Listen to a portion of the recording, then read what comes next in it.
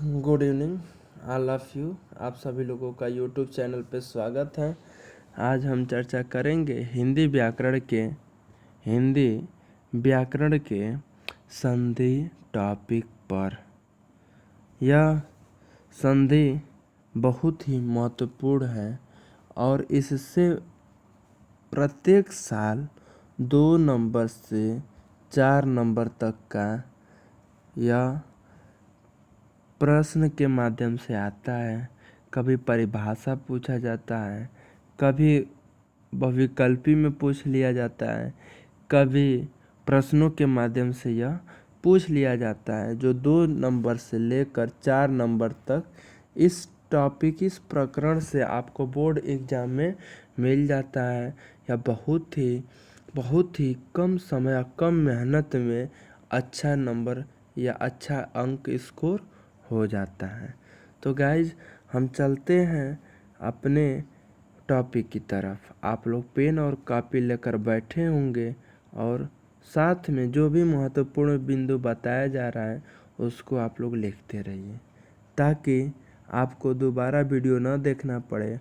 अपने नोट्स को दोबारा देखें और वह आपका माइंड लेवल पे तैयार हो जाए। चलिए गाइज हम बात करते हैं संधि की अर्थ। संधि का अर्थ क्या होता है? संधि का अर्थ होता है मेल अथवा समझौता। मेल अथवा समझौता संधि का अर्थ होता है। अब हम बात करते हैं इसकी परिभाषा की। संधि की परिभाषा क्या होती है? तो दो वर्णों के आपस में मिलने से जो विकार उत्पन्न होता है उसे हम संधि कहते हैं।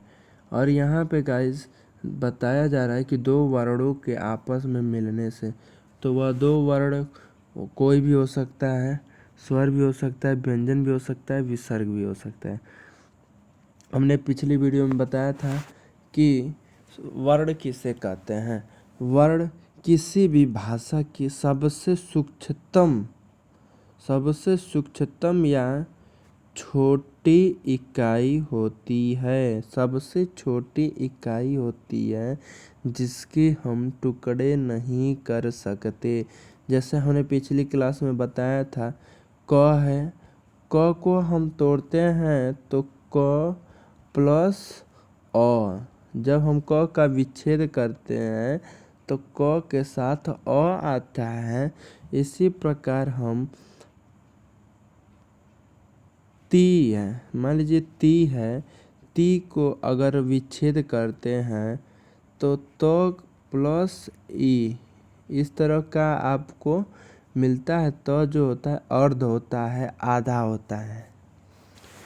इसी प्रकार आपका ये 2 वर्ण होंगे, इन्हीं वर्णों को जोड़ना है। इसी जोड़ या मेल या समझौते को हम संधि कहते हैं। इसी मेल या जोड़ को हम संधि कहते हैं। अब बात करते हैं दूसरे शब्दों में संधि की परिभाषा। तो 2 वर्णों में,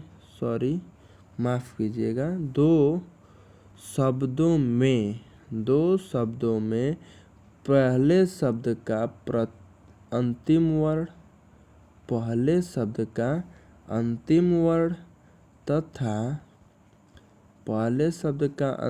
तथा दूसरे शब्द का प्रथम वर्ण के मेल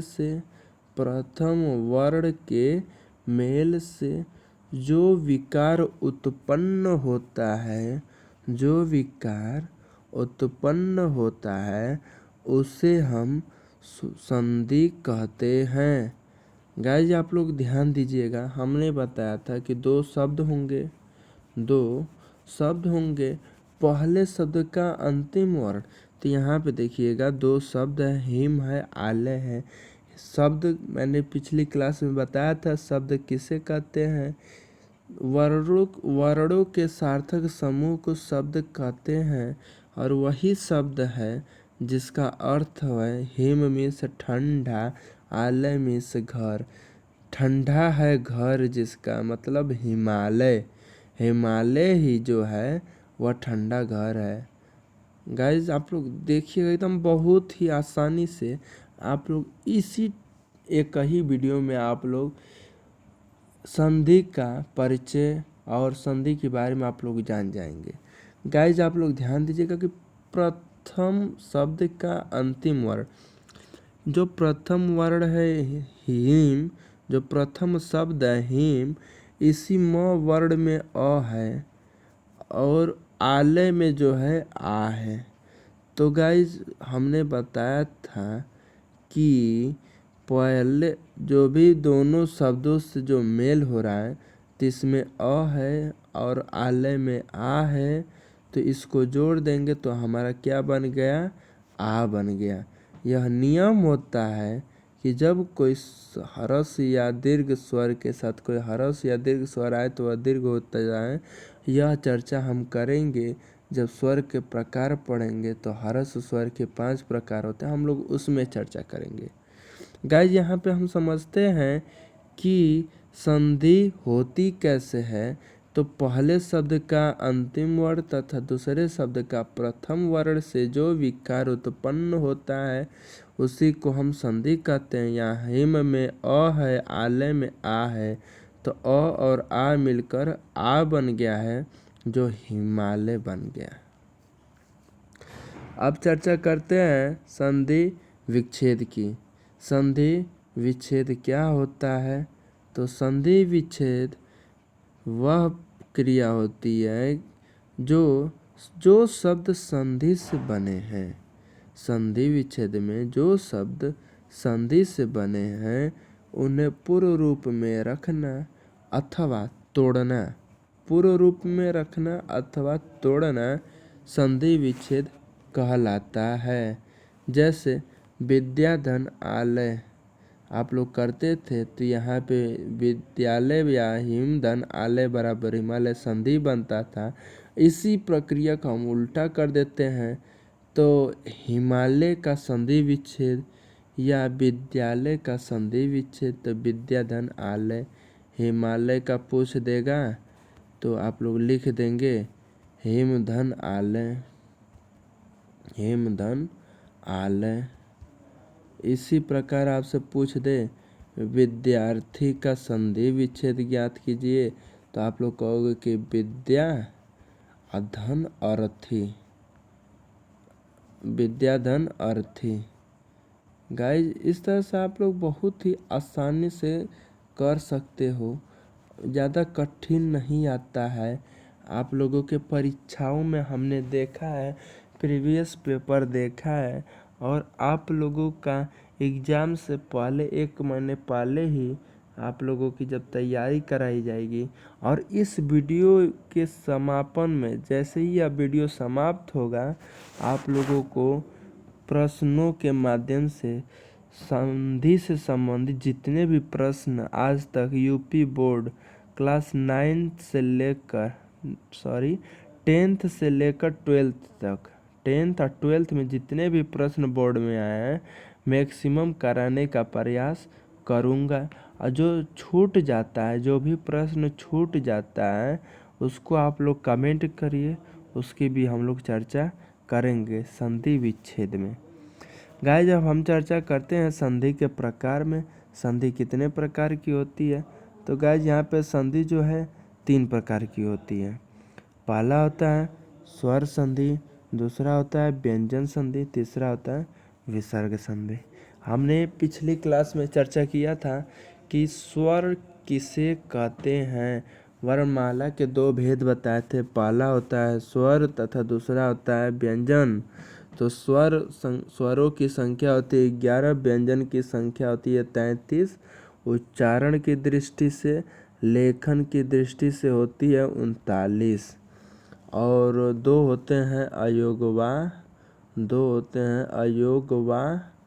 और उसी को एक होता है, इसको बोलते हैं अंक को अनुस्वार, और अह को बोलते हैं विसर्ग। यही अह जो है विसर्ग संधि हो जाता है। और जो 39 होते हैं यही आपके व्यंजन में आ जाते हैं, कन्वर्ट हो जाते हैं। उसके बाद ये जो 11 हैं यह स्वर हैं। इन्हीं सब का चर्चा हम संधि में करते हैं। इसीलिए हमने आपको वर्णमाला पढ़ाने से पहले वर्णों की महत्वपूर्ण जानकारी आपको बताया था। यह क्यों महत्वपूर्ण है, वर्णमाला हमारे लिए क्यों लाभदायक है, क्यों उपयोगी है। देखिए, आप उस वीडियो को देखें, उसका लिंक इस वीडियो में डाल देंगे हम। उस लिंक को दोबारा आप लोग देख लें ताकि संधि समझने में आसानी हो। गाइस, हम चर्चा करते हैं कि स्वर संधि की परिभाषा की बात करते हैं कि स्वर संधि किसे कहते हैं। तो स्वर वर्ण के साथ, जब स्वर वर्ण के साथ कोई स्वर वर्ण के साथ कोई स्वर वर्ण का मेल से जो स्वर वर्ण के साथ कोई स्वर वर्ण का मेल से जो विकार उत्पन्न होता है, इसके मेल से जो विकार उत्पन्न होता है उसे स्वर संधि कहते हैं। अब बात करेंगे हम व्यंजन संधि की। व्यंजन संधि व्यंजन वर्ण के साथ कोई स्वर या व्यंजन वर्ण आए, व्यंजन वर्ण के साथ स्वर या व्यंजन वर्ण आए तो उसे हम व्यंजन संधि कहते हैं। अब हम बात करेंगे विसर्ग संधि की। विसर्ग संधि किसे कहते हैं। तो विसर्ग वर्ण के साथ कोई स्वर या व्यंजन आए तो उसे विसर्ग संधि कहते हैं। गाइज, आप लोगों ने देखा बहुत ही आसानी से संधि पढ़े, जहाँ पे दो वर्णों के मेल के विकार को संधि कहते हैं। संधि के 3 प्रकार होते हैं। एक स्वर संधि होता है। स्वर संधि में स्वर वर्ण के साथ स्वर का मेल होता है, उसे हम स्वर संधि कहते हैं। उसके बाद व्यंजन में व्यंजन वर्ण के साथ कोई स्वर या व्यंजन आए तो उसे हम व्यंजन संधि कहते हैं। विसर्ग संधि में विसर्ग के साथ कोई स्वर या व्यंजन आए उसे विसर्ग संधि कहते हैं। अब बात करते हैं बहुत ही महत्वपूर्ण, अब बहुत ही परीक्षाओं में पूछा जाने वाला प्रश्न कि स्वर संधि कितने प्रकार की होती है। तो आप लोग भूलिएगा नहीं, स्वर संधि 5 प्रकार की होती है। एकदम दिमाग में बैठा लीजिए, कभी नहीं भूलना है कि स्वर संधि कितने प्रकार की होती है। और इसका नाम याद कर लीजिए। इसका क्रम कोई भी हो सकता है, क्रम जरूरी नहीं है कि जैसे हम लिखे हैं वैसे ही आप लोग भी लिखिए। तो गाइज, यहाँ पे अगर हम बात करें कि स्वर संधि के प्रकार, तो स्वर संधि 5 प्रकार की होती है। पहला होता है दीर्घ स्वर संधि, उसका दूसरा है गुण स्वर संधि, तीसरा है वृद्धि स्वर संधि, और चौथा है यड़ स्वर संधि, और 5वां है आयादी स्वर संधि। अब हम बात करेंगे अगले वीडियो में जो संधि है, संधि के प्रकार में स्वर संधि और स्वर संधि के बारे में हम चर्चा करेंगे अगले वीडियो में। और आप लोग कमेंट करके बताइए कि यह वीडियो कैसा लगा, और आप लोग भी हमारे प्रश्नों का जवाब देते रहिए और साथ में उच्चारण भी करते रहिए और लिखते भी रहिए। ठीक है गाइस, थैंक यू।